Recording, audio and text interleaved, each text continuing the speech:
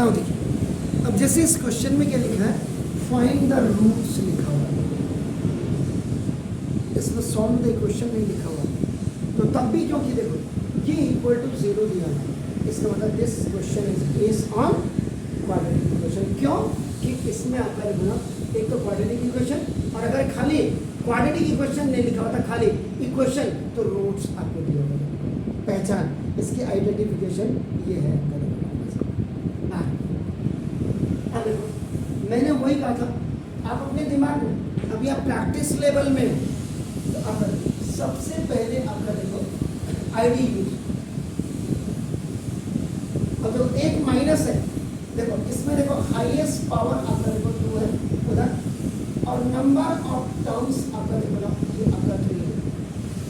इसमें a square minus 2ab और plus b square का फॉर्मूला अगर लग जाता तो a माइनस b का होल स्क्वायर हो जाता।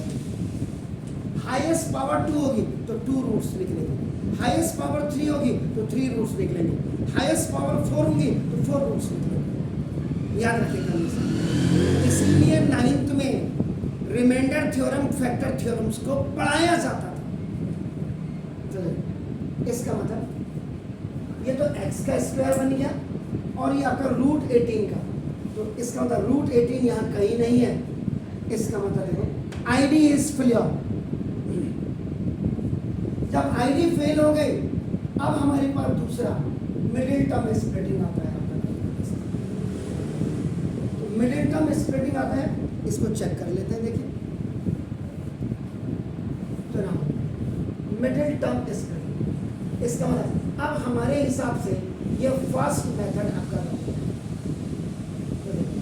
तो मिडिल टर्म स्प्लिटिंग का जो स्टैंडर्ड फॉर्म है वो आपका क्या है, आपका ax स्क्वायर प्लस bx और प्लस c। तो ना हाउ टू सॉल्व ये क्वेश्चन, कैसे सॉल्व होते हैं, a मल्टीप्लाई b से आप उसको प्रोडक्ट बना देते हैं। सेकेंड आप क्या करते हैं, प्रोडक्ट को आप फैक्टराइज करते हैं। हर सवाल में मैं इसीलिए बता रहा हूँ।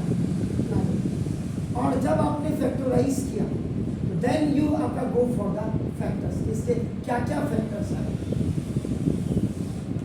और जब आपके फैक्टर्स आ गए, इन फैक्टर्स को you have to adjust by multiply with आपका प्लस और minus sign to bring bx, यही bx आपका एम्प्टी होता है।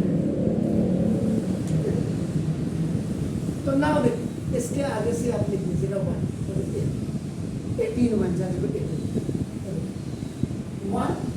1 into 18 is equal to 18 आपने ये प्रोडक्ट बनाया।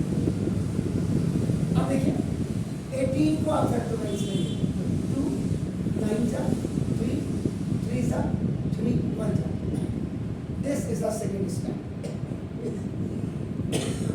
फैक्टराइज। अब आपका थर्ड फैक्टराइज करके आपका फैक्टर्स आ गया, फैक्टर्स है 1 2 2। अब इसको करना है 4 एक्सेस, क्या लिया मल्टीप्लाई में 3 2 जा 6 माइनस का 6 है 3 3 जा 9 माइनस का 9। अब ये गड़बड़ हो गया, ओके ठीक हो गया, 3 2 जा 6 माइनस का 6 और 3 हो गया। जब आपका ऐड होगा माइनस का 9 और माइनस का 6 या माइनस का 3 जब मल्टीप्लाई होगा तो माइनस माइनस का।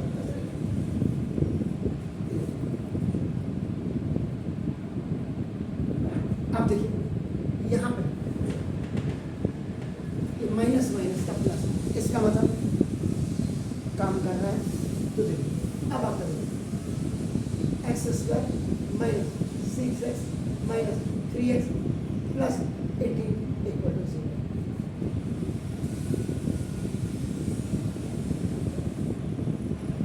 तो ना G for group, C for group, x आपने कॉमन लिया तो x माइनस आपका ग्रुप 6 हो गया, और -3 फर्स्ट बाइनोमियल आपका नेगेटिव आ रहा है, सेकेंड ऑटोमेटिकली में लिख रहे हैं एक्स माइनस माइनस प्लस का माइनस माइनस माइनस का प्लस आपका 6 आपका एक्स माइनस 6 कॉमन आ गया दोनों रिमेनिंग आपका x minus 3 equal to 0 if x minus 6 equal to 0 बराबर x equal to 6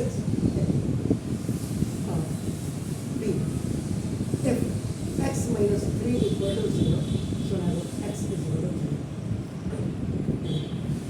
Therefore, x has two real and distinct roots.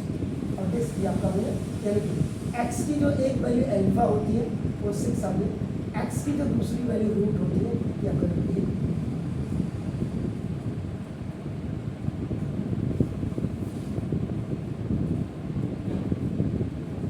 ये आपका फर्स्ट मेथड था। देखिए इसके बाद देखिए